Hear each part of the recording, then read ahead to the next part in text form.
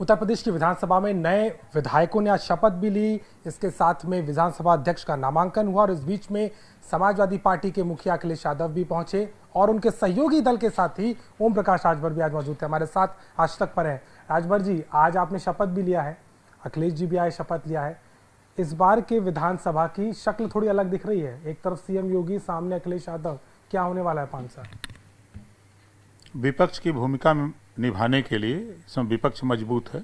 125 MLA हैं। सरकार जिन मुद्दों को लेकर के बनी है उन मुद्दों पे सरकार काम करे। सरकार अगर इधर उधर करती है तो फिर हम लोग रास्ता सही बताने का काम करेंगे कि आपने ये कहा ऐसे ऐसे करिए। जो आपने जनता के बीच में कहा है, विपक्ष का यही काम है ना कि सत्ता पक्ष को सही रास्ता, अगर रास्ता भटके तो उसको सही रास्ता बताने का काम करें। सहयोगी दल के साथ में आप तो लगातार खड़े हैं, लेकिन उसी दल के प्रगतिशील समाजवादी पार्टी के नेता शिवपाल यादव को ना तो बुलाया गया पार्टी की विधायक मंडल दल की बैठक में, और आपकी जो ऑल पार्टी मीटिंग होनी थी वो भी अब नहीं हो रही है। क्या शिवपाल यादव को लेकर के संजीदा नहीं है नेतृत्व आपके? ऐसा कुछ नहीं है और सर्वदलीय बैठक होनी है।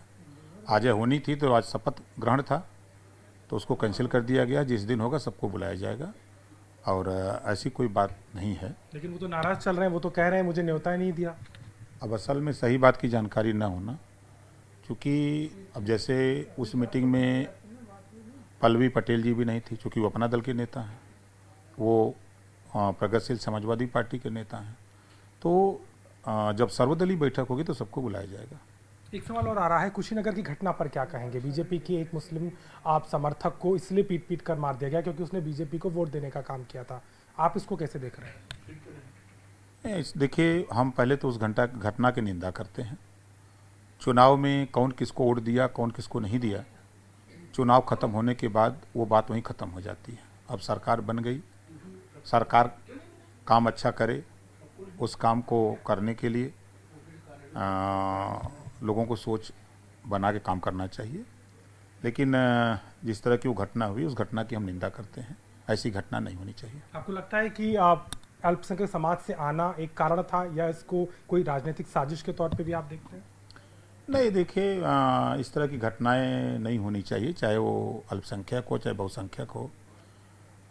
इस तरह की घटनाएं नहीं होनी चाहिए और सबको मिलजुल करके आगे बढ़ना चाहिए। चुनाव में कौन किसको वोट दिया, कौन नहीं दिया, वोटिंग के बाद वो चीज़ें भूल जानी चाहिए। आपको उम्मीद है सरकार इस पे कड़ी कार्रवाई करेगी? हालांकि योगी जी ने ट्वीट करके बोला है इस बात को कि कड़ाई से लिया जाए। सरकार कड़ाई से काम करे तो फिर क्या दिक्कत है? सरकार को कानून के दायरे में काम करना चाहिए।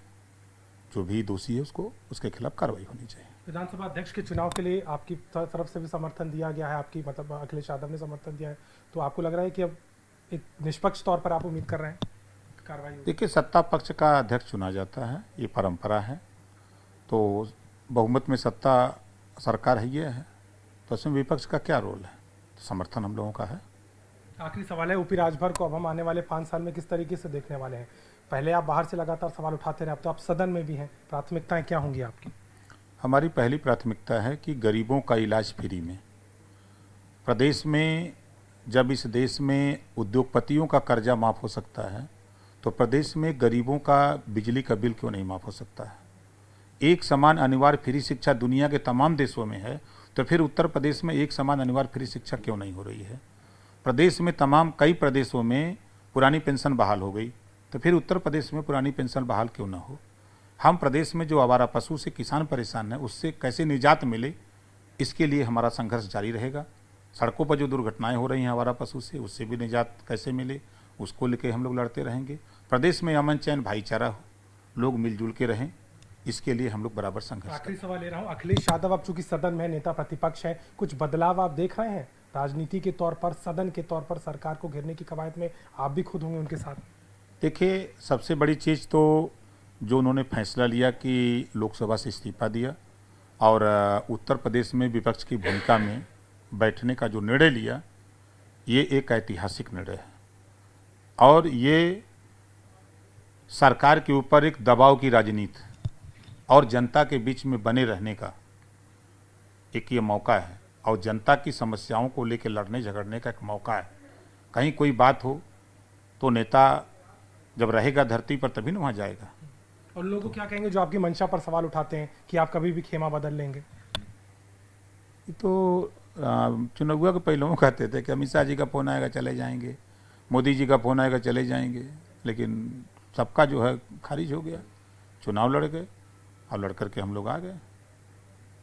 साफ तौर पर ओपी राजभर सीधे तौर पर सरकार को घेरने की कवायद में अखिलेश यादव के साथ खड़े होने की बात कर रहे हैं। कुशीनगर घटना की निंदा की और साथ ही साथ आने वाले समय में तमाम मुद्दों को लेकर के सरकार से सवाल करने की तैयारी में है। लखनऊ से कैमरामैन संजय सिंह के साथ अभिषेक मिश्रा, आज तक।